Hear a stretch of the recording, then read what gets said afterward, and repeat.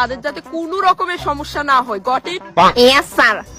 আর তাদেরকে ভালো করে ধরে ধরে বাথরুমে নিয়ে যাবে, দরকার পড়লে কুলে তুলে নেবে, বাচ্চা হোক বা দামড়া। Sir may I come in? Oh yes, yes, please. Okay, so tea or coffee? Thanks for asking, no need. Fine. So what's your problem? Sir জানি না কেন 2 দিন যাবত প্রচন্ড মাথা ব্যথা। Oh my god. আচ্ছা সাথে মাথাও কি ঘুরায়?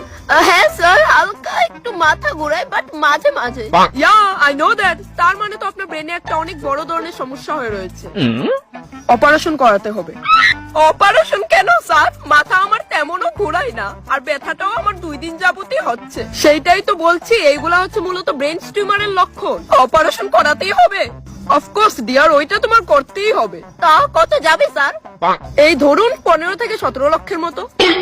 স্যার হসপিটালের ভিজিট কাটতে কাটতে আমার বাড়ির অর্ধেক সম্পত্তি চলে গেছে। প্রাইভেট হসপিটাল বলে কথা। আচ্ছা আমি না আপনাকে নিজের মতো ভেবে 10 টাকা আপনার থেকে কমিয়ে রাখবো এবার, ঠিক আছে?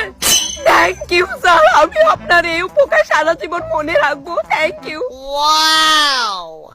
Sir Oh my badness, I can't control my tears. God, please call me.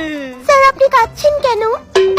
Actually bed number 14 এর পেশেন্টটা একটু আগে জাস্ট ওর শেষ নিঃশ্বাস ত্যাগ করলো। স্যার আমি বুঝতে পারছি, আর আমি জানি আপনি অনেক কেয়ার করতেন ওনার স্পেশালি। Yes, গত 7 মাস ধরে আমি ওই ভদ্রলোকটার কত ভালো করে কেয়ার করে আসতেছি। দেখুন স্যার, যার যাওয়ার সে তো এমনিতেই যাবে, বলুন আপনি প্লিজ কান্না করবেন না। আসছি স্যার।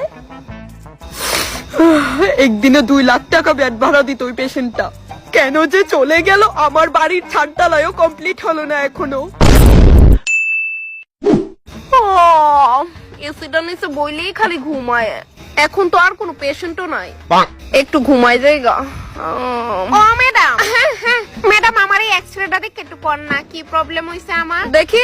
আসলে আমি পড়াশোনা করছি না তো, এই লেগে বুঝি না।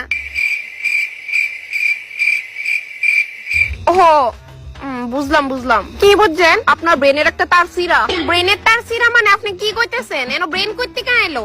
এটা আমার শরীরের এক্সরে রিপোর্ট, ব্রেনের সিটি স্ক্যান না। এক্সরে বুঝলা গেছি গা। হ্যাঁ আমি ভুললেই গেছি গা, ব্রেনে তো এক্সরে হয় না, সিটি স্ক্যান হয়। আসলে খুব স্ট্রেসে থাকি তো, এলিগা আর কি। আচ্ছা দেন এটা গিয়ে ব্রেনের সিটি স্ক্যান করান আপনার।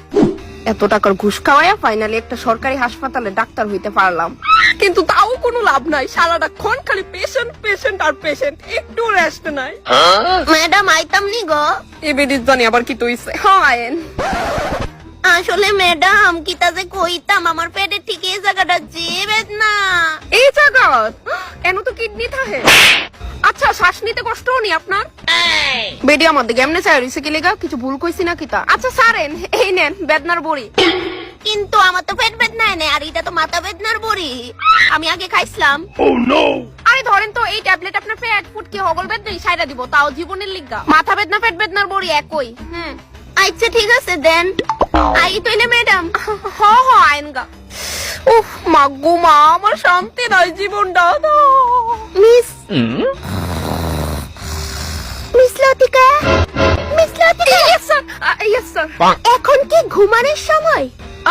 সরি স্যার, চোখ লেগে গেছিল, একটু সময় লেগা। কইতেছি বেড নাম্বার 108 এর পেশেন্টটা কই? ও 108 এর পেশেন্টটা, ওইটারে তো আমি সকালে পোস্টমর্টম করতে পাঠাই দিছিলাম। What are you crazy? তুমি এক বেহুশের পেশেন্টটারে? কি?